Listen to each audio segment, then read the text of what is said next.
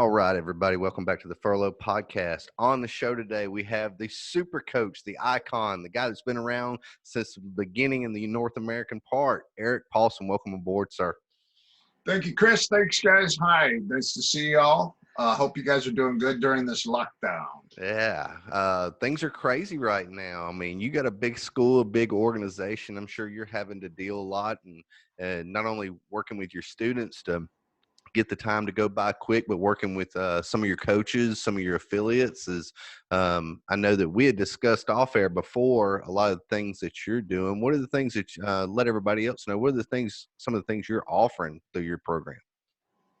Well, I just got done filming throughout the lockdown period some home workout stuff. I have all these drills and things that I do in the past that I've done, and that I have my fighters do, and have my normal students do, and a lot of them were body weight exercises, squats, fast feet. We used a chair to do all our kicks and our knees, and we did a ton of core stuff. So I did that. I did some home workout stuff, and then after that, I started filming MMA curriculum, which is the aspect that a lot of people don't have. It's how to shoot in off of a punch. Mm-hmm. So I used the jab, the cross, the hook, defensively. So defending the jab, slipping and getting in and grabbing and body locking, slipping in, slipping out, and then catching it and rolling and actually applying some trapping to it for MMA. And then we worked off the cross and then off the hook. And then that was the defensive aspect. Then we went offensive. So we put together, I think, 3 to 5 different attack sequences to punch and shoot. Mm-hmm. So like you jab without retracting your hand, you try to bring your head to your hand. So you jab and then follow your hand, and you're in on a double leg. I got you. A swatting left hook to tie your shoe and then shoot a low single. A high, low, high jab, low cross, high hook, double leg, drop double, because they can't follow you with their hands. Right. A low jab, a fake low jab, zapping overhand to a head inside single, or a snatch single, or a body lock with a leg trip, head inside body lock, leg trip. Are you guys doing any, and I think I asked you this before, and there's a lot of people doing virtual training to keep their students kind of engaged. I know that you're offering some things through your online curriculum. Are you guys doing any kind of online training as far as virtual training? We are starting a Zoom class for our kids. Oh, excellent. And so yesterday or 2 days ago, after I talked to you that night, I went in for my first day of rolling since my surgery. So after a year and a half, I hadn't been on the mat to roll. I rolled for the first time for 30 straight minutes. Oh, wow. How'd that feel? At first, there was a few little restrictions and impingements. I have to be careful. You know, you don't realize when you're grappling how much your head becomes involved in the game. Absolutely. I hurt my neck. What's that? I said I'd hurt my neck a few years ago, and pretty good. I bulged a disc pretty hard, and luckily got rehabbed and got over that. But yeah, you don't realize how much your head goes into play. Just a simple, using your forehead to hold somebody as you're transitioning your hands or your feet. A head block, so you use your head to block. Yeah. You also use your head to post. So there's a ton of ways that your forehead and your head and your neck all become part of the game. So for me, it was more slow rolling, and then once I realized what I could do and where my what the restrictions were, not what not to do for my opponent, they couldn't post on my head so much or block my neck right up here. So other than that, the rest of the body of mine is completely fair game. There you go. Isn't it funny how an injury will make you change your game so much? Something that you would normally do, like if your knees bothering you or your shoulders bothering you, just really completely changes the way you do everything. Well, yeah, and the thing is I'm slowly starting to do takedowns and hand fighting again, and just trying to get the a little bit of impact on my head to see if I have, the last thing you need to do is get a stinger. I Yeah. had I had front and back fusion, so I'm a year and a half out, and I have been taking powdered collagen, marine collagen, every single day. I take it in my coffee. Okay. And I Um, know it works because my hair got thick and coarse. really? Yeah, I could feel my hair. It's like a lot thicker.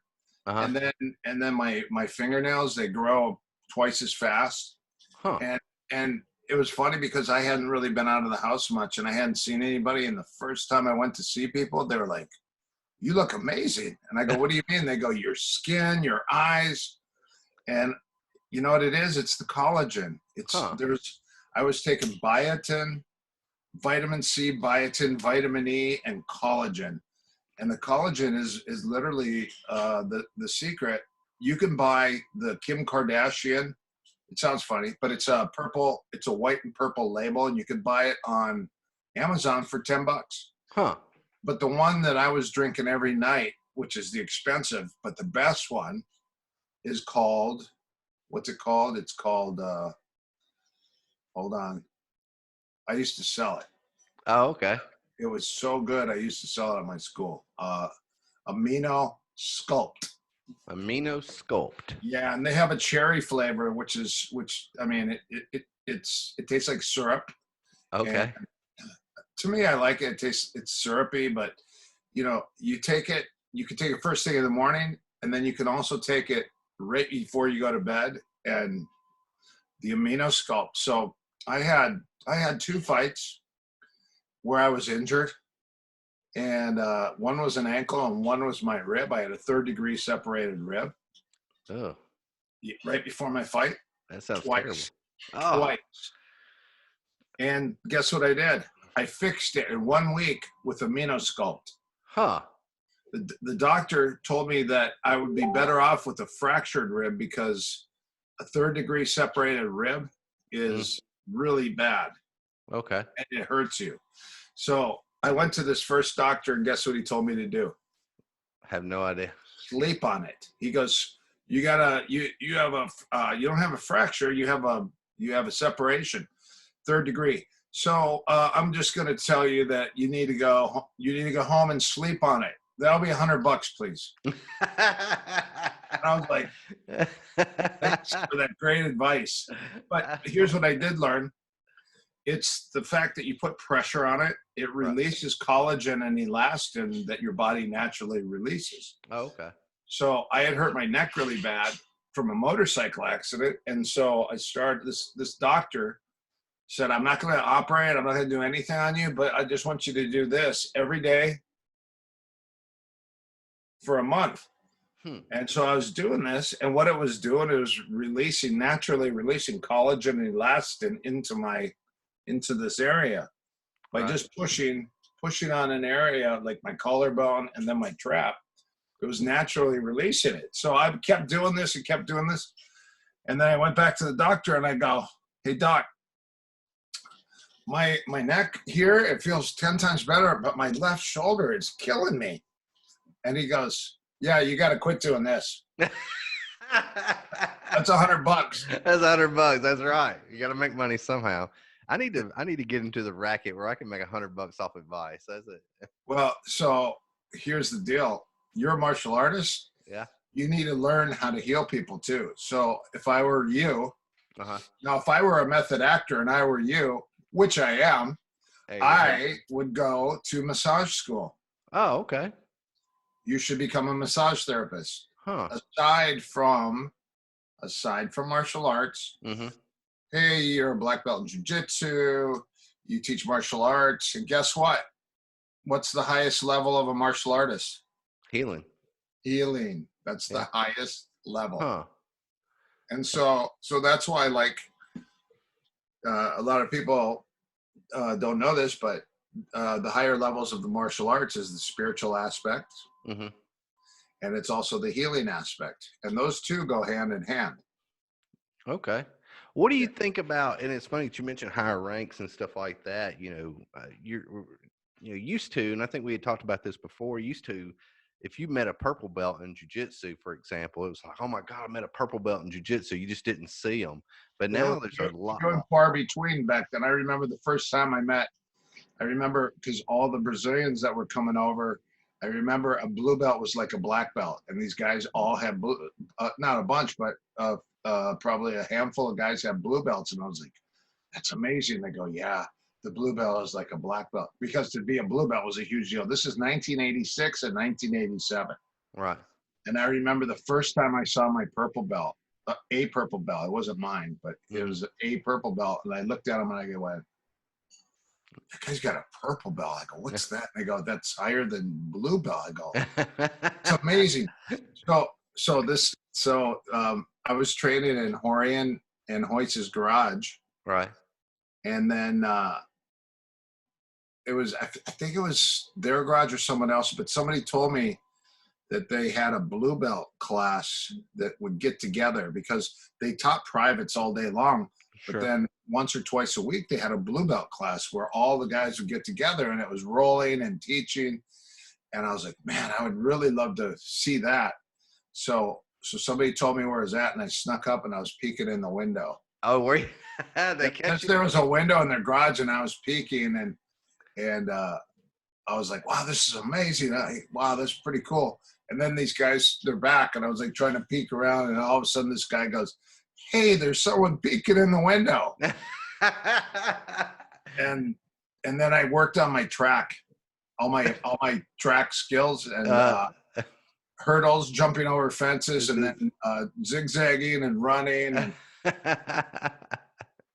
well, I mean, if you think about it, do you think that it was better at those days? I mean, obviously we want as many people to know, but was it more fun for you during those times to see, those small classes where a lot of people didn't know? Did you feel like if I got to that level, I would know so much more than everybody else? It was mystical. So like in between, so when you go take your class, what Hoist would do is he would make the guy that was, he was doing privates all day long. So the guy that was doing the private right before you got to roll with him. Oh, okay. And then you got your private. And then in the end, the next guy that came in, you had to roll with him, just 5 minutes. Yeah. But it was kind of cool because you got to test your skill a little bit, and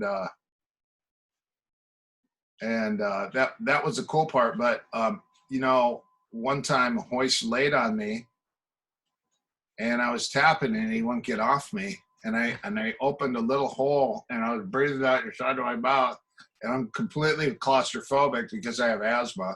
Right. Or when I train and do martial arts, my asthma doesn't affect me. Right. If I was not an athlete, my asthma would affect me really bad, and that's why I have to stay doing cardio, aerobic and anaerobic activities just for my health. Sure. And so when he was laying on me, I was fine. And then I remember he wouldn't get off, and I was tapping and tapping, and he wouldn't get off. And I was like, what the hell? So I put my finger in his eye.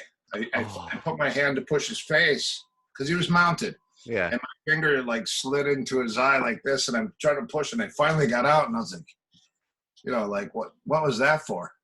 What was the purpose of that? And then I remember later on, Horian was in the driveway, and I actually asked him. And I remember because the sun was setting, and it was after one of my bar shifts, and I said, Horian, can I ask you something? He goes, yeah. I go, I'm super claustrophobic, and I didn't realize how claustrophobic I was until Hoist laid on me and smothered me. And then when I tapped, he wouldn't get off, and then I started freaking out. I had an anxiety attack. Right. And then I just like freaked out. And then next thing you know, my finger went in his eye by accident or on purpose. I'm not telling. But anyways, so you know what he told me? What's that? You need to take more lessons. Oh, God, it's always about more lessons. But you know what? So what it was me getting put into a uncomfortable position and then working my way through it and relaxing and not panicking. Right. And that helped a lot with my my claustrophobia. So this guy goes, well, how could you grapple so long and be claustrophobic? And I go, that's why I'm really good at getting out of things, because I do not like to be controlled. That's why. I've had a few higher ranked guys that have, when they latch down on you, man, there's nothing more, even when you try to relax, and there's nothing worse than being under somebody or in somebody's clutches that you just can't get out of. And they're just, Oh, here's the thing. Here, this is what I figured out. So you want to bridge as hard as you can, even micro bridges. So you go up, pop, pop, pop, and get to your knees. And then when you get to your knees, you tripod. And when you tripod, you clear the hooks out of your hips. And then you can either grab their head or their arm and pull them over, right. or you can sneak out the back.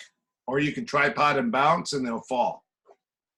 They'll go for something else. Yeah, so I've worked it out. So I immediately will get to my knees, and I tripod, and then I back up. And so when Josh Barnett fought Daniel Cormier, I watched Cormier over and over and over, and every time he'd get in a bad spot on the ground, guess what he'd do? Turtle and get up. Tripod. And back up and stand back up. And I was like, man, I'm going to start doing that regularly. So what I did in our fight practice, Wednesday is all grappling. So on Wednesday, what I did is I shot a double. The guy sprawled. I tripod, backed up, and stood up. It's just to get back to your feet. Sure. I also hit a peek out or a knockoff where it's like a sit out, get your head and your elbow back, and then I roll to the head and shove, tripod, back up. When they breach your front, when you shoot and they get to your side, you tripod. You get your butt away, you back up, and stand up. When they get to your back, they're on your back. You're in a turtle. You tripod. And then you dive, roll over your shoulder, and you take their back. So you got the front, the side, and the back. And every position you can get to that tripod and get back to your feet. But to me, to watch Daniel Cormier do it, I was like, that's perfect. And then the other thing is, if you're claustrophobic or you're a good striker and you don't want to go to the ground, you need to do a case study and watch Daniel Cormier, how he gets up, and also Chuck Liddell, how he keeps getting up to his feet. Yeah, every bounces time right up. He gets up every single time. That guy bounces. You can't keep him down. Yeah, and that was Randy Couture's whole strategy, was to get Chuck Liddell down and keep him down, because that guy gets back to his feet and he's dangerous. Right. Guy Metzger said that he, a lot of people don't know this, but he has as much power backing up with his punches that he does going forward. Oh, that's crazy. So he was backing up and he was cracking Guy with his punch as he was backing up with super powerful punches. And Guy, I said, what do you have to say about Chuck Liddell? He goes, first of all, you can't put that guy down on his back. That guy pops right back up. And the second thing is he's got as much power going backwards as he does going forward. That's crazy. Have you ever trained with Chuck? Has he ever come to your school? I know Chuck. I trained a girl fighter a long time ago, and she fought his girlfriend twice. Oh, wow. Up in Northern California. Before, up in, it wasn't maybe it was Bakersfield area, but so I remember I met him before he fought in the UFC, and I looked at him, and I was trying to figure out what his weight was, because he had this hillbilly look. Mm-hmm. Because he had all of his hair shaved, and then he had a mullet, or the mohawk. Yep. And then he had all these tattoos on the side of his head, and then he had a Fu Manchu, and I was like looking at him, going, "Who is that guy?" And he hadn't become famous yet. Okay. And the girl that I was training, she fought his girlfriend 2 times, and I remember sitting on the side of the cage, yelling, going, "Hey, look at me, look at me." okay, turn her head and punch her in the face. Hammer fist her in the face. And I remember she turned her head and hammer fist her in the face. Uh-huh. And I remember that other girl, Chuck's girlfriend, looked at me like, why? Why would you? And I was like, and then afterwards I go, I'm never cornering girls again. I'm not going to ever corner a girl and tell another girl to hit a girl in the face. I felt so bad, like this girl's punching her face in, and Man, Chuck was on the other side, and I didn't yelling know the same thing, I'm sure. I just had met Chuck. I didn't really know him yet. Yeah. And he's a generation behind. He's 10 years younger than me. Oh, okay. But I know Chuck. I saw him, and we were standing in line at the airport, LAX, going through the line, and I said, why do you still fight? And he just said, I enjoy it. And he said, and also the money's really good. Yeah, I bet that money's great for him. And so that was towards the end of his fight career. Yeah. And then that was about it. Next thing you know, he retired shortly after that. Yeah. Man, the ladies, they're getting tough, aren't they? Would you have ever thought 20 years ago that the girls division would be so hot right now? I was training girls before. I had girls doing MMA before anybody. These girls were all getting ready to fight, but there was really no competition. Yeah. And so I was teaching in Indiana. I was teaching a seminar in Indiana in the early 90s. And this girl, Julie Kedzie, there was a girl named Erin Webb and Julie Kedzie. And they both started, well, Erin started training in the seminar. She's a kickboxer. Okay. And Julie Kedzie was a Taekwondo girl. And every time I go there, I'd see her and I go, hey, you know what you should do? She goes, what? I go, you should take one of my seminars. And she goes, well, why? I enjoy what I do. And I go, because I see something in your eyes. Mm-hmm. And I think you might be really good at MMA for fighting. And she goes, really? And I go, yes. So next thing you know, Julie Kedzie got involved in MMA. She started doing my seminars, and she kind of took a liking to it. And next thing you know, she started fighting in the local shows in Indiana and became a huge school sensation. And everyone's like, oh my God, Julie just annihilated this girl. This monster came out of her. Yeah. I said, you have the fighting spirit inside of you. You have it inside of you. You need to continue. So she kept going. And then next thing you know, she started getting bigger and bigger. And then she ended up going over to Greg Jackson's school. Oh, okay. And then once she started going over there, then her training got a lot better. And then I think one of her boyfriends at the time was another fighter. And then she and Aaron Tohill became friends. And then they came to my old school, and then I started training her and Julie and Aaron and a bunch of people.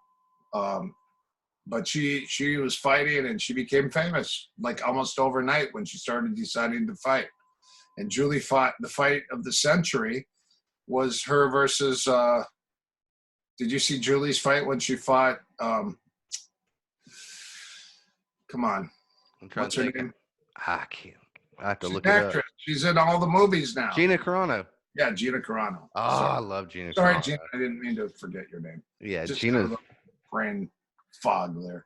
I'm Gina Carano is tough as nails. Yeah. And Julie is a warrior. She does not quit. She's a fighter and feisty as hell. And that was one of the best fights ever. I was there for that fight. That was one of the best. And that's what kicked off girls fighting for MMA. Yeah, I consider Gina, as far as mainstream goes, one of the first. I mean, she's beautiful, tough as all get out, and she was. I think she sold it for the ladies. Yeah. She got into movies, which is great because towards the end of your career, you've got to figure out your avenue where you're going to go. And so like Michael Bisbee, and I told Michael that he has a good look and he's really good at speaking, and he should do some speech classes to work on his presence. Hmm. And he has a huge future on screen as a commentator. Absolutely. I think he He does said, one of the best jobs when well, I told him, I said, you yeah. know, you hurt your eye, and now you're at the towards not at the end, but towards the end of your fight career. Uh-huh. And so now, what's your next transition? You need to transition into the next thing. And I would suggest, my personal suggestion, which usually comes true, Hmm. is you should either become a commentator for the sport or for other sports. Sure. And the other thing you should do is you should try to start getting into movies. Oh, absolutely. Some good speaking parts, not these dumb, corny movies, but Yeah. some A-class movies with some A-class actors. Oh, I agree with that. I think you called it though, because I think the last couple of times he's commentated, I think that he's obviously knowledgeable about the sport as far as he's gone into it. So credibility's there. He's a great speaker. And also he's got a little bit his charisma, draws you to want to watch him because he throws those little one-liners in and he's kind of funny, and all that good stuff. And the thing is he's not braggadocious, which I Right. can. It's not all about him, which is good. Right. It's hard when you got these guys that are commentating and suddenly they talk. It's okay to like reflect and say, that reminds me of the time when I was fighting so and so, Sure. and I had something very similar happen. I like Sure. that stuff. Yeah. But when someone becomes just totally braggadocious and the whole conversation they have is about them, I don't like that. Yeah. The commentator has to be selfless. Yeah, I think he's going to go super far in that. And I don't see why you're not in more movies. I'll be honest with you. I figure, you've done stunt work, you've been in movies. I just figured that would be especially where you're located. I figured that would be something you'd pursue more. I was in movies for about 10 years. Mm-hmm. And then I had I was doing bit parts here and there, Mm-hmm. a lot of stunt work. And so one of my great friends and trainers, Chad Stahelski and Damon Caro, those guys opened up 8711, and all these different actors or stunt guys were there, and most of them were guys that I had trained with. Mm-hmm. And I was still trying to fight professionally while all these guys were doing movie stuff. Sure. And Chad just said, hey, if you want to be successful and come with us and be a part of our team, you need to quit fighting and go full time. And here's what Chad said. He goes, number one, you're not getting any better looking by the day. Number two, I had a cut and I had a broken nose. He goes, number two, you're going to be broken and you're going to be broke. He goes, you're not going to have money. You're not going to have money. You're going to be broke and you're going to be broken. And he goes, come with me. We'll be good looking and we'll be multimillionaires. Oh, man. You have any regrets? No. I still, once in a while, I go down and help the guys do some stuff for choreography for the John Wick stuff. And Damon brought me in with Jaimin Hunzu one time for Never Back Down. Oh, cool. That wasn't a bad movie. The first one. I trained Jaimin. Uh-huh. I gave him, I think, like eight techniques for the movie. Okay. That he would do over and over. And I held pads for him. Okay, Focus and iPads, just help him with his form so it looked real. Sure. And then I taught him a dive roll, a toe hold, and a seonagi to an arm bar, and a lateral throw, and to an ankle lock. So just a few things that looked credible and real, like some quick kills. Quick kills. Yeah. I think if any writers are listening to this when this comes out, I think they should start working up something. I think they could work a character around you. Well, thank you. Well, Let me tell you another thing. So Chad had brought me in to train Jason Statham. So I trained Jason Statham, and I put together 35 moves. Oh, wow. 35 moves for his acting and for a movie part. And that was before John Wick had been. They were about a year out from John Wick becoming a movie. Okay. And they said, "Hey, can you come in and show some throws?" And I go, "Yeah, you bet." He goes, when I got there, this stunt guy goes, "Okay, here's the idea. You've got a gun in your right hand and you got to throw people and take them down. Ready, go." And I go, "No problem." I just did all these throws, all these throws with a gun, and I accidentally shot myself in the foot. Oh no. And I also shot myself in the hand. Oh no. But it was all funny. It was all funny. Like I was goofing around. Like I chambered my gun after I shot all these guys and threw them, and I popped them in the chest and popped them in the head. And I put my gun away, and then I shot myself in the foot, and I was hopping on my foot like, ah. And anyways, it made the whole demo that I did completely funny.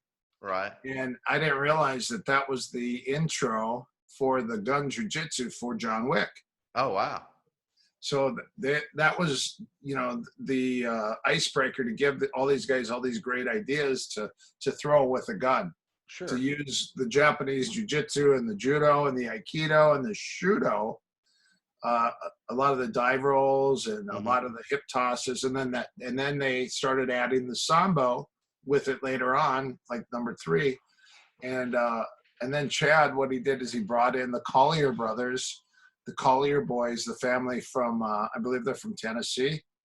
I'm not familiar. Why does that name sound They're familiar? 3 kids. They're 3 kids, and their dad, Monty Collier. If you've never watched their stuff, look up Collier, Collier judo, Collier judo, and they got some really dynamic, spectacular throws that are really mixed with sambo, at aikido, judo, and also wrestling. It's all mixed together, but they're throwing each other with gis on.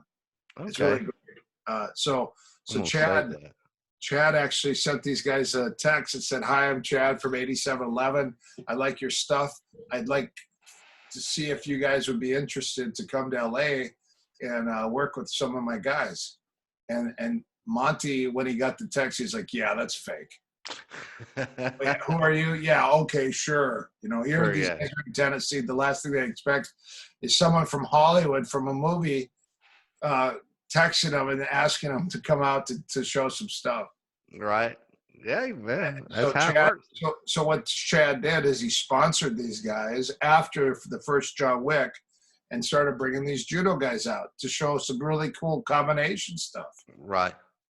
And that's how, and then they ended up being in the third John Wick. They were the kids in the sambo. Remember when in the sambo room? Yeah. Those are the kids. Those are his boys, and his dad is Monty.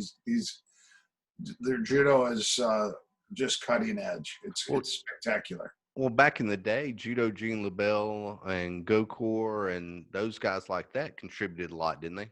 To movies and Gene LaBelle, by far, was like the godfather of movie. And Bobby Bass also. Bobby Bass was also a catch wrestler and a judoka. And he doubled Fred Flintstone in the Flintstones. Oh, yeah, that's right. But Bobby Bass was in a ton of stuff, ex-military. And he came to the Inosanto Academy before he passed away and sat down with me and asked for me by name. And I remember Chad and Damon were sitting there, and Bobby Bass, they looked at the front of someone coming in, and they go, "Is that Bobby Bass?" What the hell is Bobby Bass doing here? Because he's an icon, right? Right. And Bobby Bass asked the guy at the front desk, Joel, he goes, "Is Erik Paulson here?" And he comes in, he goes, "I'm looking for Erik Paulson." And I go, "Here I am." And Chad and Damon were like, "What the hell? What does he want to talk to Erik for?"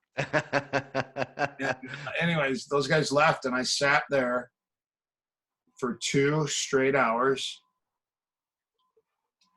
and talked to him, and I could not veer off with my eyes. I had to stare him in the eyes. If I looked off, he goes, "Do you have somewhere to go?" And I go, "No." He goes, "Look right here, look here."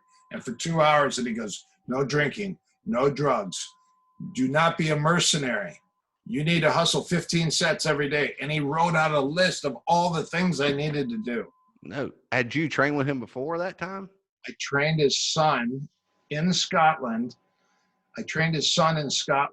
And I had a video called The Greatest Hits. It was a garage tape. Mm-hmm. I had all my fight footage cut up, and then I had all the catch wrestling stuff after that. And his son gave it to Bobby, and he watched it. And he goes, Bobby said to me, he goes, you're the last of us. Oh, wow. And I go, what does that mean? He goes, there's nobody that does judo and catch wrestling anymore. He goes, it's all gone straight to Brazilian jiu-jitsu. He goes, I see what you're doing. He goes, that is definitely catch wrestling. And he goes, and you have judo and sambo in it. He goes, you're a young version of me and what we used to do. And he was talking about Gene LaBelle, and he was talking about him at the time as the two grappling pioneers in the stunt world. Right. Man, that's gotta bring back. That's a great memory. That's an awesome memory. Now, is that one of the reasons why you started doing your CSW program, or were you already doing that? I had already started. The reason I started that was because Mark McFan kept telling me, hey, Erik, you need to start doing your own thing. And I was like, well, I'm happy doing what I do. I train with Sifu Larry Hartzell. I train with Guru Dan. I train with the Gracies and the Machados. At that time, it was a transition. Mm-hmm. And I said, and I also do Shudo. And then, so I wasn't a black belt in jiu-jitsu, so I wasn't able to teach jiu-jitsu legally. Right. Shudo, I became the champion in 1996, but I still wasn't able to teach and give rank to people. Huh. He said, if these guys want to get ranked, they need to come here. So I'm like, I'm the champion of an organization, the first American to go to Japan and win, and then continually win and fight 5 fights, beat 5 champions, and then take the belt away from the Japanese in the sport they created. And then I'm not even able to test people. Oh, that's gotta hurt. Why don't I have the ability to do that? So at that time, it hadn't been discussed. Well, we discussed it, but it hadn't been decided yet. And I said, Shudo's not going to grow if you don't let me do stuff with it. I'm all over. And I go, what am I teaching them? If I'm out doing seminars, what am I teaching? He goes, well, they could come here if they want to test and get their rank. They could come to Los Angeles. Right. And I go, but I'm all over the world. Why wouldn't you let me just spread it? And it was a control thing. So, sure. So, Simo Paula, Guru Dan's wife, we were just sitting there talking on the phone, and Guru was there, and Sensei Yuri was there, and she goes, Erik, screw Yuri, you need to do your own thing. And I go, what? And it was because we were having a discussion about my future. Sure. And I had been fighting for the Inosanto Academy and fighting in MMA and in Shudo and fighting, and then denying Hollywood and stunt work to continue to fight and fulfill my career as a fighter. Sure. And to be honest with you, I underfought. I should have fought more, but the thing is I was controlled by Shudo, and they did not allow me to fight in other leagues while I was fighting. It wasn't until later on when I just said, hey, you guys aren't calling me to fight in Japan, so I'm going to fight in these bare knuckle fights. I'm going to fight in these events in America. And they did not want me to do it. That's wild. Said, you're an official Shudo fighter. And I go, yeah, but how can I call myself a fighter if I fight twice a year? Yeah, it's tough. I go, that now I'm a part-time this or that. I go, if I'm a fighter, I need to fight every 2 months. Every 2 months, they go, you want to fight that much? And I go, I want to fight. Because if I'm a fighter, that's how I'm going to fight. So next thing you know, they started to get me more fights. But what they did at that time when I said that, they gave me a fight. And then they said, okay, you're going to fight this guy. And then if you lose, you're not going to fight. You're not going to fight here anymore. You're going to fight in America and make yourself famous and popular in America. And there were only 2 events that had Shudo sanctioned fights. Mm-hmm. They said you have to fight for Shudo. So one was hook and shoot, and then the other one was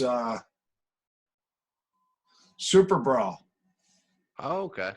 I forgot about Super Brawl. So hook and shoot, guess what? They were paying $500 a fight. Damn. 5 to fight, 5 to win. I was like, no way.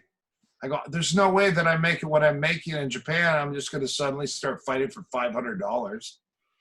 So I go, you know what? I'm going to go to Hawaii. I'll fight in Super Brawl. So I remember TJ Thompson at Super Brawl goes, hey, I don't know what you think your belt is worth, but I'll pay you $1,000 to fight and $1,000 to win.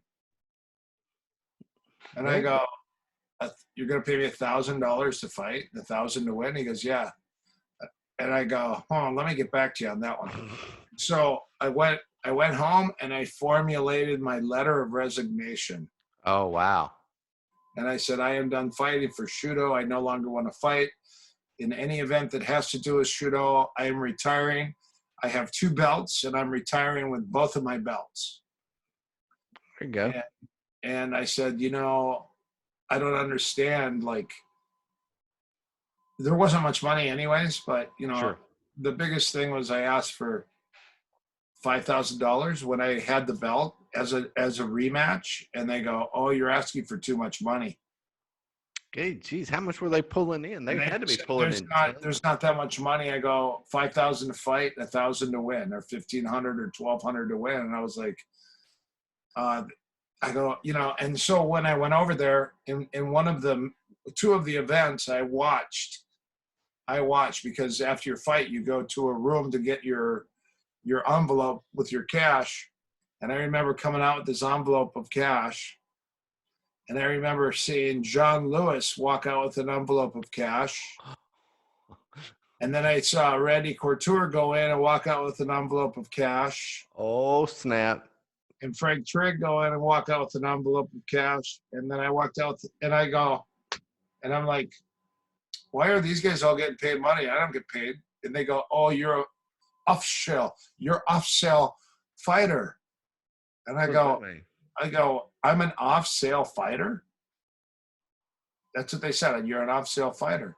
What does that mean? Exactly. What does that mean? And then I realized that off-sale meant official. You're official Shuto fighter. So you fight for the league. You don't fight for the money. And then I said, so why are all these other guys getting paid all this money to come in? They're other Americans. I'm American. I'm the champion. Why are these guys? And you know what it was? They were bringing these big name guys in to beat them, and they would never invite them back again. So they're paying for their name to defeat them. So they would pay a Brazilian guy to come in, and then Lumina Sato would heel hook him. And they just said, Shudo is better than Jiu-Jitsu. We just heel hooked. We just leg locked a black belt in Jiu-Jitsu. Yeah, it's all about the work, right? And they had him there 2 times. And then they had Randy come in. Randy fought Ensign and got armbarred. Randy was new to the sport and wasn't quite sure. And Ensign tried to break his arm. Oh, it's not cool. You know, it's like, but you know, that's what happens in fighting. But Randy got his arm popped really, really bad. And you know, as a professional courtesy to another fighter, you never really want to hurt somebody so bad that they're done with their career. Right. Absolutely. Like a heel hook, that's a career-ending injury. Yeah. You can hurt your knee and it could never come back. Yeah. A knee bar, if your knee breaks, same thing. Achilles lock is fine, but a heel hook, a toe hold dislocates and snaps the ankle. A knee bar and a heel hook. So that's why when you're attacking legs for real fights, for a real fight, like a sport fight, you don't find guys attacking Achilles locks. You know why? because it's a pain compliance lock, and most guys will fight through the pain and not tap. If your ankle lock, your Achilles lock is done right, you twist it, you will break the tibia. The small bone will break. And I know because I broke 3 guys' tibias by applying the Achilles lock. Not on purpose. No, on purpose. You're just putting the You can twist hear in it there. click. He goes, click. And I Oh, was like, what was that? It's like, I don't know. And then the guy shows up and he's in my corner and he's got a cast on his leg. I go, what happened to you? He goes, you Achilles locked me. And I was like, your leg broke? I go, I'm sorry. Oh my gosh. And I was amazed at the same time. An Achilles lock can break an ankle. I felt really bad, but he cornered me. Oh, did he really? Yeah, but he also called me out before my fight. And he said, I don't think you're training like you should. And I go, oh, really? Well, how about this Achilles lock? Try this. Oh, snap. That's what his ankle said. His shin and his ankle said that. I hope said, y'all oh, are still friends. I hope y'all are still friends. I haven't talked to him for a while, but this guy would come in and call me out. He would literally say stuff. And so I go, put your gloves and shin guards on after class. We're going to spar. Oh, then that's a great question though. And I want you to go into that story, but I want you to think about this though. Over all your training of traveling, doing seminars, did you ever experience that one guy that just wanted to come and say, I got Erik? That was, you know what I'm saying? I had a guy in Australia that kept coming. He goes, I want to roll. I'm only here to roll with you. I'm only here to roll with you. And it was funny because my friend was like, you should roll with this guy. And I go, is that what I'm paid to do? Am I paid to teach, or am I paid to just come and roll with this guy? And then I go, I'll roll. That's fine. I don't have a problem rolling. So I rolled with him. And then he'd show up again. He showed up 3 times, 3 different occasions, 3 different years to roll with me. And I took it as a compliment. Yeah. He was a tough guy. He was big, strong. He ended up joining the Army. Huh. So he fights for the Australian Army, I think, Okay. armed forces, some armed forces there. Okay. But the guy was pretty tough. And I believe he was one of John Will's guys, John Will Jiu-Jitsu, who's under the Machado. He's one of the first black belt under the Machados in Australia. It has a huge association. Then you have John Donahue also. John Donahue was also a black belt under Higgin and the Machados.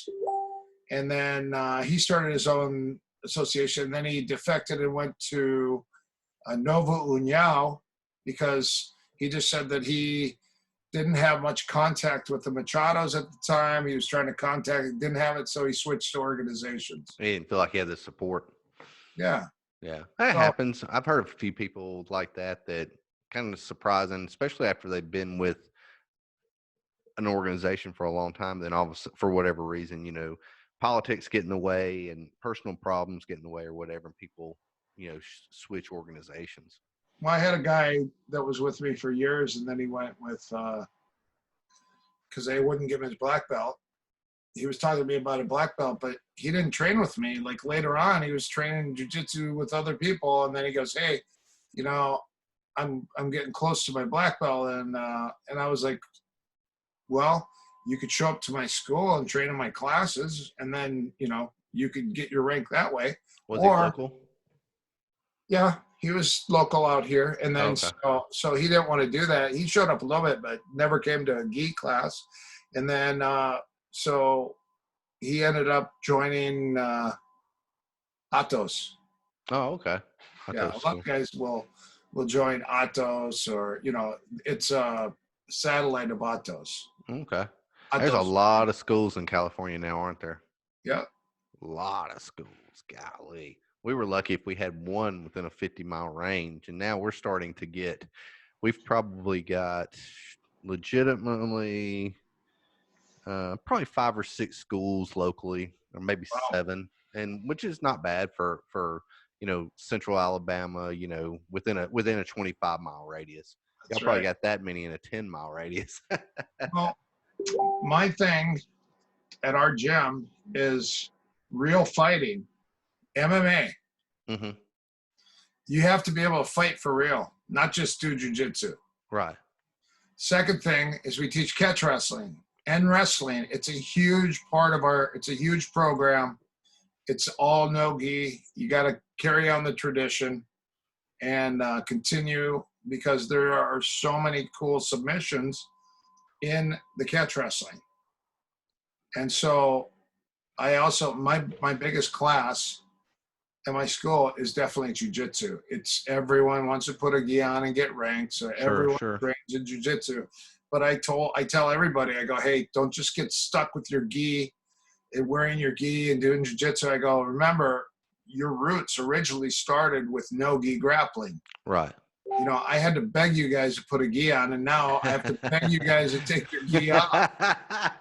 You can't win for losing, can you? It's like I said, you know, there's not a lot of schools out there that offer Brazilian jiu-jitsu, judo and sambo for throwing, and then wrestling, and then catch wrestling. How do you blend?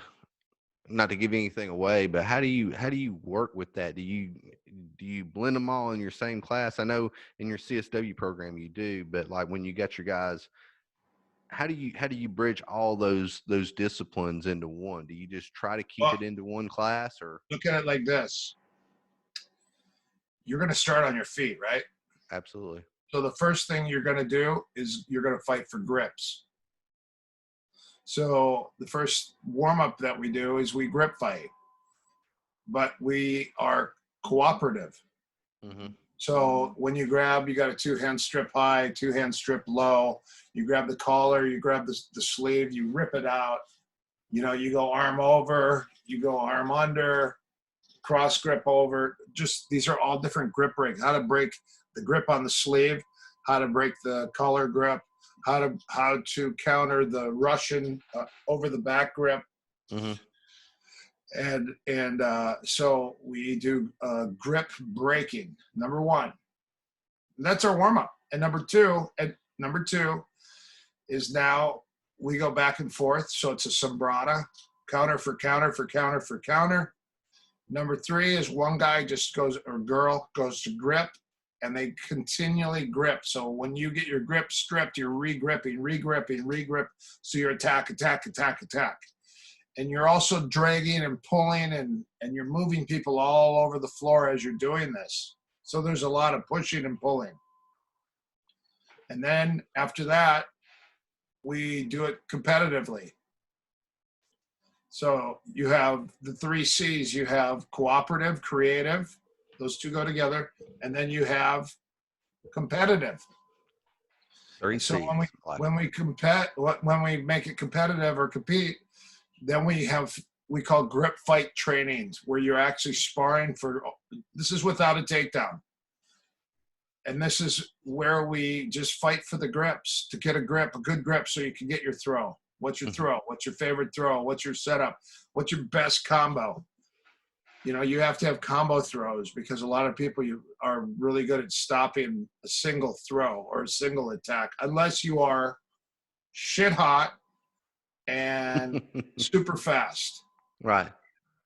And that's why you work the speed of your uchikomis.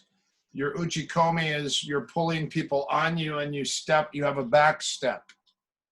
So you practice your uchikomis. You pull them on you and you back step, and you rep it out as many times as you can. You know, you step to the center and back step, and pull them in, and you bump your hip into them and your chest at the same time. And then you have the uchikomi with a twist, where you're actually manipulating and twisting, like let's say for a tayatoshi or a drop seonagi. And so you're using the kazushi, which is the off balance, the uchikomi, which is it's called the loading. You load them, you work the off balancing, the loading, and then if you have a throw that you're going to do, let's say we're going to work seonagi, which is a single arm throw, or a tayatoshi, or a head and arm throw, kubinagi. We'll put one person, they'll hold your back. So now when you come in, you kazushi, snap, you pull them, uchikomi, you back step quick, you twist, you go for the head and the arm, You load them on your hip, and the guy's hanging on them. So now you got two bodies you're lifting, and you lift them in the air.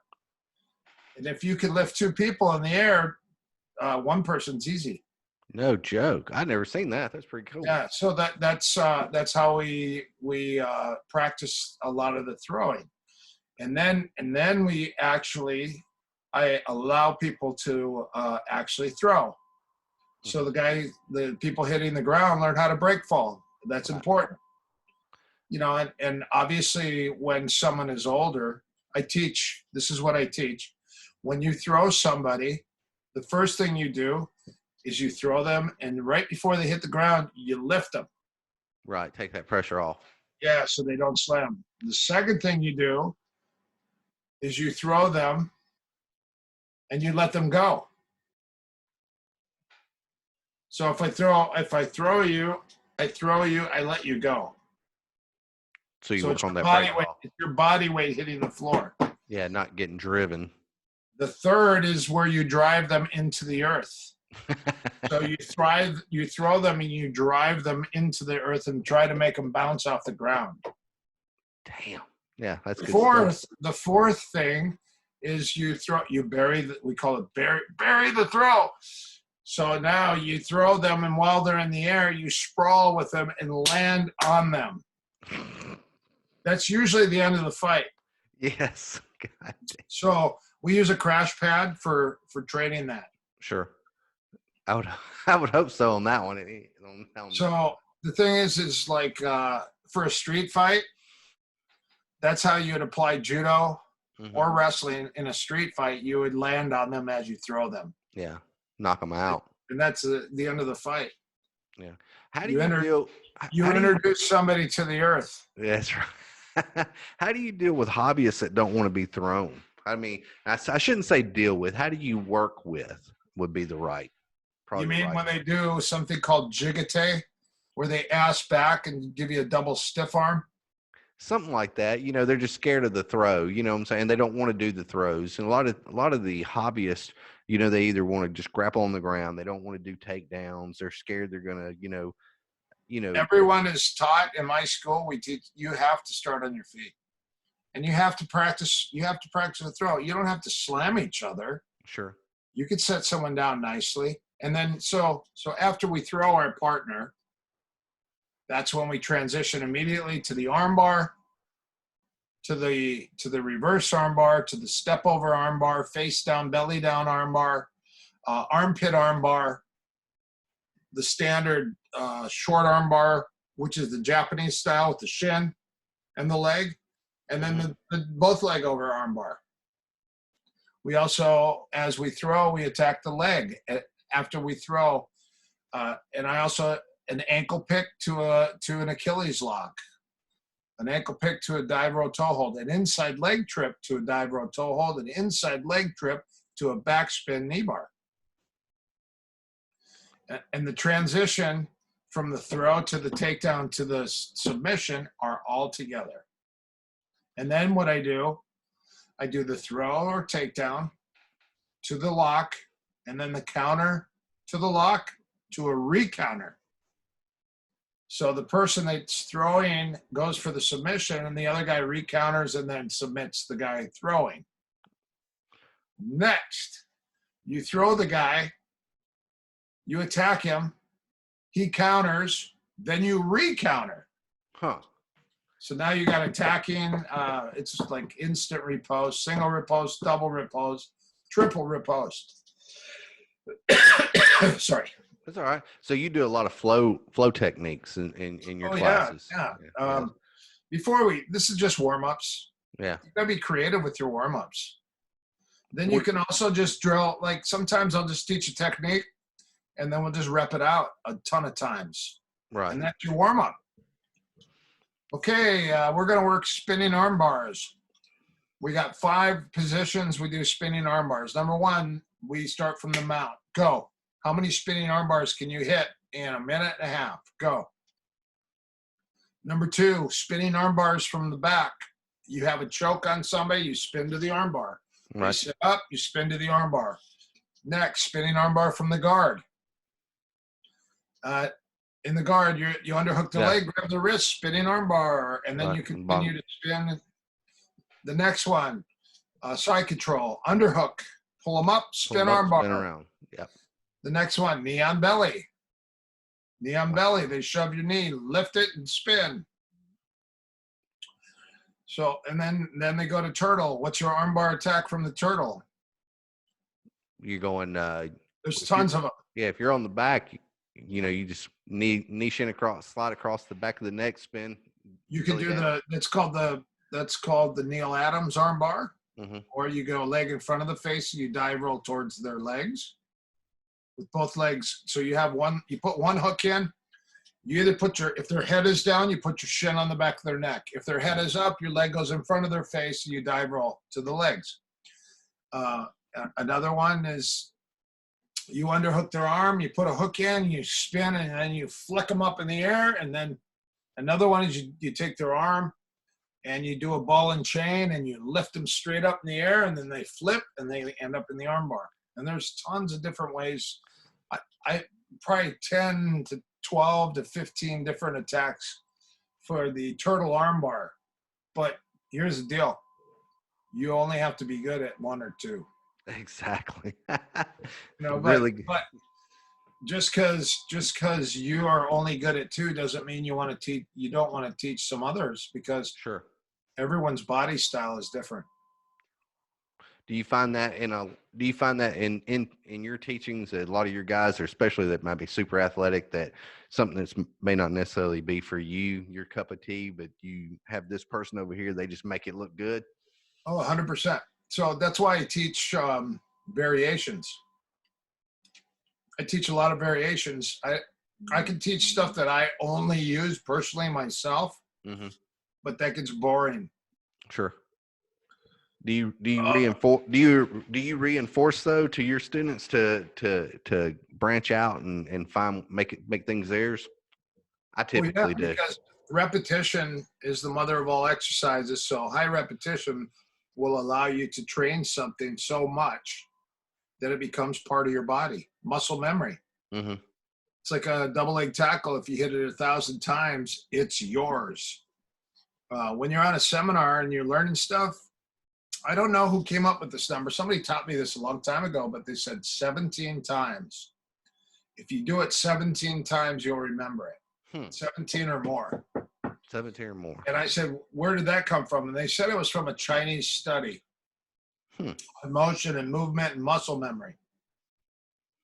When you go to do a seminar, do you usually do you get input from whatever coach that's there or what they wanting you to teach, or do you have a seminar packet that you like to go out and teach?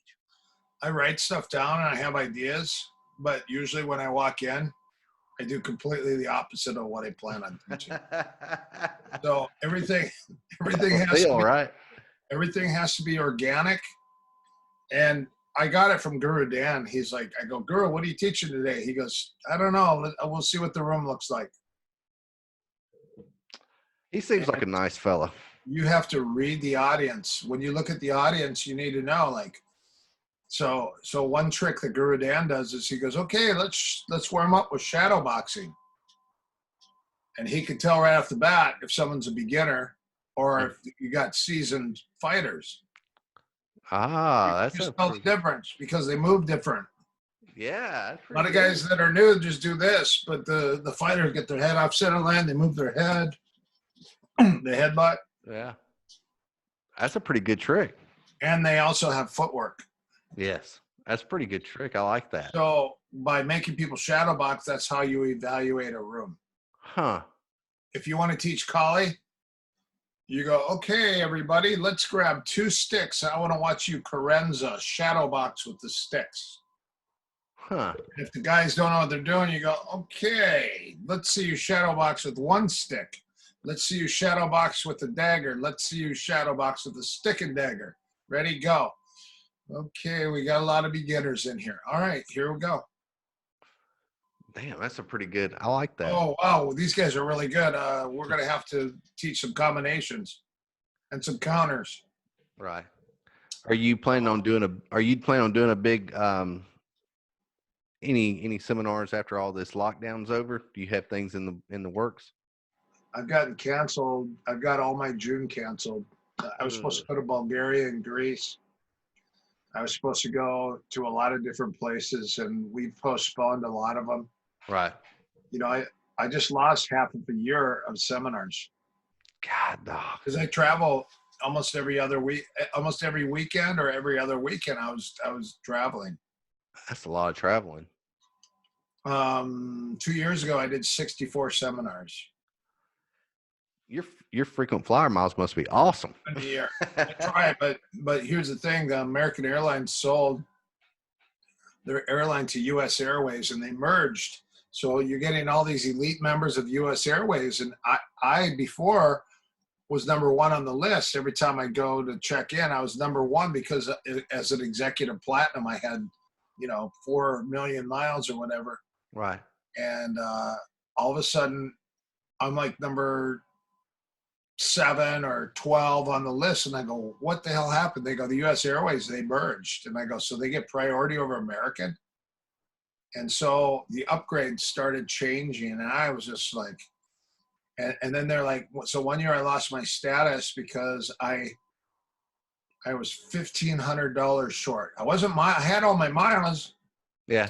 They said, you didn't spend $1,500, so we're bumping you down a grade. I go, but I've been with you guys for 27 years. Oh, that had I've to hurt. stuck with you for 27 years, and you're bumping me to from an elite status, executive platinum down to platinum plus or something like that. Right.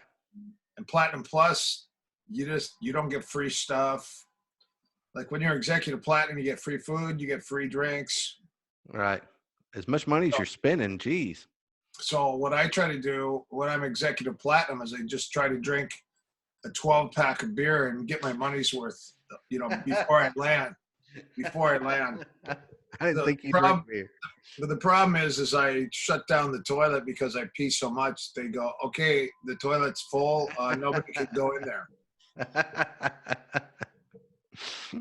That's pretty good. Pretty good. Where's the coolest place you've been teaching a seminar? I love Edinburgh, Scotland. It's one of my favorite places. I love England too. Mm-hmm. I've been all over Australia. I love Australia. It's huge. Also love Canada. Let's see. I've been to Poland. I enjoy Poland, Sweden, Germany, Italy. I have friends all over. And you know what it is? It's not the country so much. It's the people. Right. So when I go to Germany, I have a ton of friends in Germany that I love to see. Your friends are in your heart. You go to Italy and you have just a ton of guys, and it's so nice to just hang out and break bread and enjoy time and sit and joke. And they'll bring in their new guy. They go, hey, this is our new fighter. His nickname's a sex machine. Hey, sex machine. Yes, I am the sex machine. Let's drink some grappa. That's pretty funny. Well, I think the biggest thing a lot of people miss out in training martial arts is obviously you're learning how to fight and protect yourself. You're learning how to be competitive if you're gonna fight, but the relationships that you build. To me, of all the things I've done in my life, this is one thing that I've done that I've built more relationships with than anything else. Oh yeah, because you're doing something for a long period of time, and you're around like-minded people. You're gonna find narcissists in everything that you do. You got people that are all I, me. I can't wait to just tap you out and teach you how great I am and how you suck. I don't like those. You try to stay away from those people. Yeah, I know a couple. And then you also try to switch positions with those people. Yeah, give you a beat little them back. up, and then you put them in their place, and then suddenly they have to change. I think grappling in general, jiu-jitsu, grappling, it keeps you humble because one day you're doing good, the next day you may get caught a bunch of times. It happens to me. I know that. But here's the thing. If you don't get caught, you're in the wrong room. That's If true. you're rolling with guys and you don't get caught, maybe you're the teacher, or maybe you're the head coach, or maybe you're the head competitor. And if you're in a room where you're not getting caught, you need to be with people who could catch you. Because guess what it does? Builds that It's strength. a fire in your ass and it keeps you humble. Absolutely. You know, it's funny because this guy, Graham Randall, competed and won in, I think, the year 2000. He won the Worlds in Birmingham, England. Not to be And confused from where we are. he was the second. He was the second Brit. He was from Scotland. Neil Adams was the first. So he won. Graham Randall's like, everyone's here to see me, and he won. And so it was funny because he went back to class, and everyone was like, "Yeah, congratulations, great job! You're the world champion. You beat everybody." And then the coach goes, "But that was yesterday, and today is another day." Today is another And he day. got on the mat and he goes, "Get him!" And everyone jumped on him and tried to submit him. They had to go after him. You know why? Humble him. To humble you, so you don't sit there and exalt yourself above everybody else. Absolutely. You have to stay humble. Win, lose, or draw, your competition is something you have to learn from. You have to learn. If you're going to compete, what did your competition give you? What did you learn from your last competition? And then guess what you do? You don't sit and thrive and dwell on that competition. You look to the next. So if you won, you go, "Oh, I won. It's so great. I hope I win again. I can't wait for my next match." Next thing you do is you go, "Oh, crap, I drew with the guy. I should have really pushed myself a lot. I should have attacked more. I can't wait to do it again. Oh, crap. Guess what? I lost. I got armbarred. I can't believe it. You know what? I really need to work on armbar counters. I'm going to go seek out 5 people and see what the best armbar defense is." And that's how you learn. Absolutely. If you lose and you go, "Oh, I lost. I got ice my elbow. I suck. Oh, yeah, I don't feel. I'm going to drink a gallon of beer and a bottle of whiskey, wash it down with some whiskey. Yeah. Oh, that sucks. I'm depressed. I'm so depressed. I lost. I got armbar. Oh, that's considered a loss. Definitely a loss. Absolutely. Now, if you get armbarred and you go, let's see, let me see who's the best armbar guy around. I'm going to learn. I'm going to go ask him. So you take 5 people that are experts and you ask them, what is your best or your favorite defense for an armbar? And that's how you learn. Absolutely. Absolutely. I think everybody should, I think everybody should train at least 3 days a week, 2 minimum, but depends on what your schedules and all that good stuff is. That's right. So, but look at it like this. Just because you can't train a day in the gym doesn't mean you can't train your mind by watching videos, competitions, technique. You can watch people teaching stuff. You can watch, and there's a plethora of information that's available. You can also watch competitions, watch some Abu Dhabi stuff, watch some Worlds.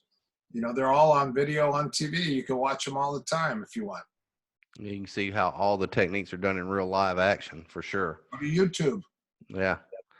Speaking of online stuff, I'm gonna take this time to make sure everybody that has a chance needs to go to your online curriculum, erikpaulson.com, and you have your MMA, your Brazilian Jiu-Jitsu, and your CSW all accessible through that if you join up with you guys. There's about 4,000 videos on there on a ton of subjects. There's even meditation on there. There's wrestling. A lot of our camps that we do, I bring in all different people like Master Higa Machado. I brought in judokas, wrestlers. There's a ton of different people, Sabat, Muay Thai, boxing. We just bring a lot of different people in to learn from and to share with for the public so everyone can learn. But I originally started my camps in like 2000. And the whole reason I started was to bring everyone together at first, because I was teaching a lot of people from other states and countries. And then I would teach and say, okay, here's your curriculum. This is what you guys need to do. You guys should know this, this, this, and this. And here's Rico Chiapparelli. And Rico is an expert wrestler. He's Dan Gable, one of Dan Gable's top guys. And Rico's going to show you guys some cool wrestling stuff. And that's how I learn. I start bringing these guys in and I learn from them. Mm-hmm. You know, you bring in wrestlers, you bring in. That's keeping it humble on your side, though. I got to learn. I got to keep learning. My whole goal, I'm always learning. I want to learn. You learn till the day you're done. And you want to gain as much information as you can.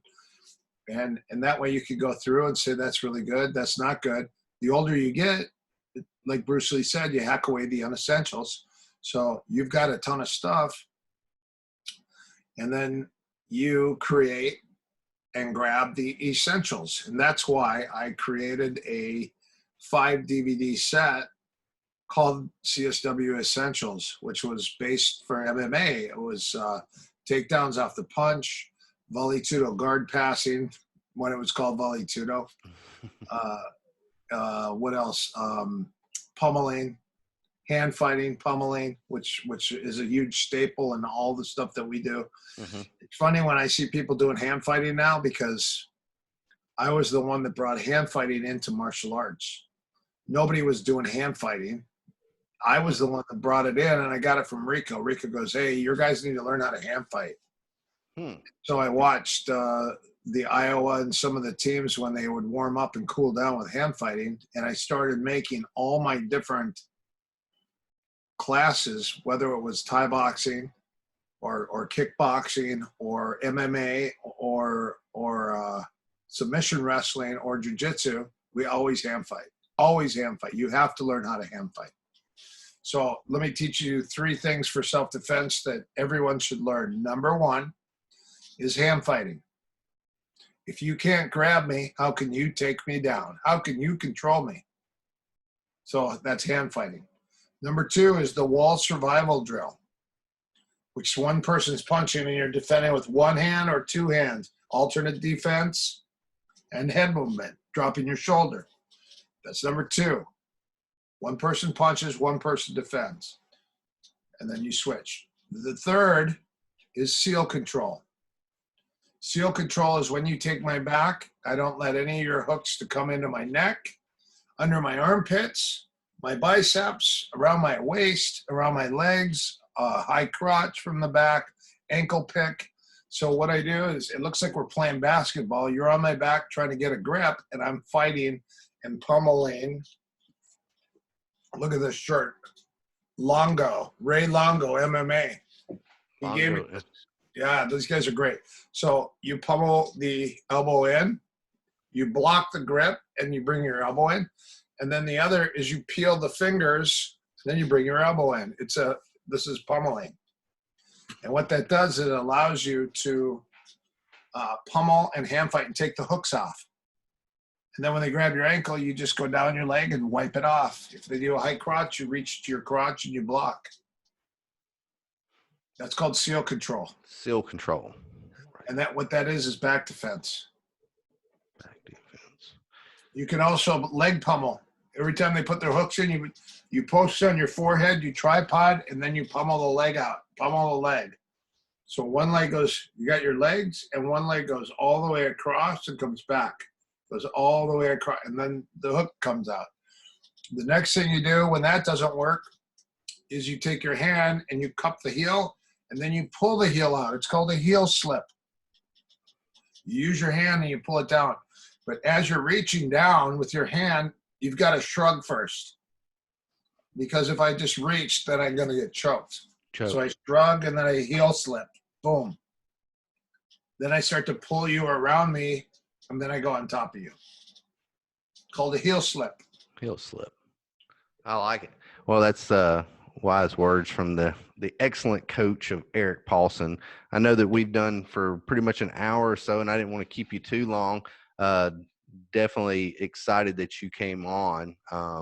I really appreciate your time allowing me. And I know that you have SpaghettiOs sitting in a pan getting cold right now that you're waiting to eat for lunch. Not SpaghettiOs. I do like SpaghettiOs, though, to be The fair. SpaghettiOs with meatballs. That or Or Frank's. do you have the Franks? The Franks are the better one for me. Oh, I like that stuff. But definitely for everybody that's listening, watching, make sure you go to ericpaulson.com, check out Eric's stuff, go to his social medias, follow him, see the things that he's doing. Um, definitely subscribe to his online courses. I think there's a wealth of information. And if you can digest that much information in a year, you're better than I am. That's a lot to ingest. And Chris, did you get a chance to actually go on our site? Did you get did you get our emails and everything? I don't get your emails, but I have been on your site, and that was Yeah. one of the things that I was talking to Coach Chris Mize about. Is I have to subscribe to you guys. I know I'm subscribing currently to another one of our other blanket organizations that we're under, and your courses is You're under Master Pedro, right? correct. Yeah. And so I We definitely need. we offered a free month of training or a free month of video stuff from all of the affiliates that are Mhm. affiliated with us. We offered a free month, and then we just extended our free month to the next month because a lot of the schools that we have that are running our programs through them, to retain the students, we gave everyone, all the students that were under these people, free access to the 4,000 videos. Yeah, that's a lot. That's great. That's fantastic. I know that I've looked at a lot of your videos with Coach Chris Mize through his account. When we were at the school, we pulled up the laptops and looked at things, and it's very good information. Very good information. Thank you. I appreciate it. So we have no-gi grappling, which is student levels 1 to 10. Hmm. You make it to 5, you're coach level 1. You make it through 10, you're a coach level 2. Then we have an MMA coaching program, which is jam-packed loaded. A Brazilian Jiu-Jitsu coaching program where you can get rank. And there's curriculum. We have white to blue, blue to purple, and purple to brown, all filmed and shot. Purple to brown is more just straight jiu-jitsu. All the way up to purple belt, it's jiu-jitsu, but it's also mixed with different things. It's 10 positions, basically. Mm. You got to look at it like this. Jiu-jitsu fits in the palm of your hand. So it is what? Kneeling, back control, close guard, mount, side control. That's your 5. You master those. You become a master of these 5. And you have top and you have bottom. So what are your 5 positions? You have top and then you have bottom. So the turtle position, you're either on your knees or you're on top of the person. You have to learn how to turn people over and attack them, or get to their side or get to the back, get your hooks in. On the bottom, you should learn how to sit out. You should learn how to hand fight. You should learn how to seal control, pummel the hooks out, and escape. Then your mount, you have top and bottom position. And how many different mounts are there? You got Low mount, mid mount, high mount, side mount, mount. back mount. Then you look at mount, your mount position on the bottom. Are they low, middle, or high? And how do you get out of each? And then you look at mount and you say, well, how do you attack? What are your submissions from the mount?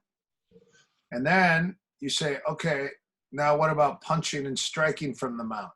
Because that's the last, because realistically, that's the thing that we do for our jiu-jitsu program is we started adding the striking.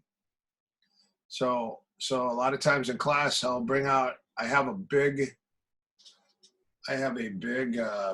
basket full of Rev Gear MMA gloves. The Pride gloves that I gave them that they recreated and they sell are spectacular for ground grappling and hitting. And so So I was sponsored by Red Gear. They gave me a basket. I have 30 gloves. So I go, okay, guys, grab a pair of gloves. So in jiu-jitsu class, now you have the ability to choke, punch, kick, no kicking, sorry, punching, takedown, and on the ground and pound, and submission. That'll make you think twice when you're doing a technique. What that does is it makes your jiu-jitsu base for the street, because now you got someone punching your face instead of just trying to do a worm guard or a berimbolo on you. Right. It's hard to do something when you got something coming right in your eye. Well, what happens is now you got to go back to the mastery of the 5 basics. Instead of working your half guard, your side half guard, your X guard, your outside de la Hiva, your stretch guard, you got your knee on belly, shin on belly, north and south, Keizagatami, Kazuri Keizagatami. Those are your secondary positions. But you want to try to get back to the basics, and that will completely help you when you are doing your MMA. And you got to put the gloves on in jiu-jitsu class and hit people in the face lightly and hard to the body, just so they get used to. You're like, oh, hold on a second. Oh, okay, yeah, both of my hands are occupied. My face is wide open right now. Right? Realism. Yeah. You can't do it all the time, because most guys that just do jiu-jitsu, they don't like it. They're like, oh, they don't like to get hit in the face. But just in case you accidentally get in a fight and you end up on the ground, you've already been punched at, so you already are comfortable there. You're like, oh, I've been here before. Yeah. You don't want to end up in uncharted territory. Think about that. Yeah, you don't want to learn pressure at the wrong time, right? You don't want to go, hey, where am I? All right, Coach. I'm gonna cut it short. We appreciate you coming on. You're always the best. I hope that you come back on again. Thank you. I just want to say something real quick also. Okay. During this time, read and write. Reading does one thing, and it makes you smarter every day. You also should write ideas and notes. Take notes. Watch videos. Take notes. Read books. Write stuff down. Keep a log of stuff. Also, get out in the grass. Put your feet outside if you can. I think everywhere is nice now. Is there snow on the ground in places, or? I don't think so. I think we're all pretty much warm now. Okay, so get outside, put your feet in the grass, meditate. Make sure the grass is wet under your feet, because it forms a circuit. You're like a battery. Just sit outside, meditate if you can, breathe. It helps with anxiety, so you don't have pent-up emotions. It helps you to release. Breathing is really important. Self-visualization. The Harline meditation is one of my favorites. You link to earth, and then you link to the sky, and you open your chakras. And as you're opening all your 7 chakras by breathing and visualizing, you can also add prayer in there if you like. Or positive affirmations if you don't pray. If you don't do prayers, or maybe you're not quite sure if you're there, if you believe in Creator or God, maybe just say some positive affirmations, something that will keep your vibrations and your vibrational frequency high. Yeah, make you believe in yourself at least. And another thing is laughter. Try to watch something funny right before you go to bed, and right when you wake up, try to laugh at least 3 times a day. At least 3 times. At least 3 times. It raises your vibration. Man, my wife must be very healthy. She laughs at me all the time. That's wonderful. There's nothing better than a girl that's laughing all the time, except when you get naked. That's right. That's right. That's the exactly worst right. time. Yeah, that's when you want to rethink things. Worse is the 2 words when they say, "What's that?" Yeah, what's that? The best is the 10 words. The 10 words. Yeah, what do you think you're going to do with that? That is a good note to end on. All right, Coach. Thank you so much for coming on. I'm going to hit this music going out. If you'll hang out with me just for a second, I want to speak to you off air. Everybody, if you're listening to this, make sure you go like, subscribe, share this interview with anybody and everybody so that everybody can listen to the wisdom of Coach Erik Paulson. Well, thank you for your time. I appreciate it. Sorry if I rambled a little bit too much. No, you're great. Bless everybody. Thank you. You guys stay safe, stay positive. This will be over soon. It's just a blip in time. Absolutely. We'll get back to training. You sure will.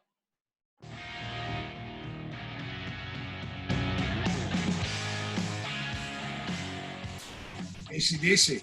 All right.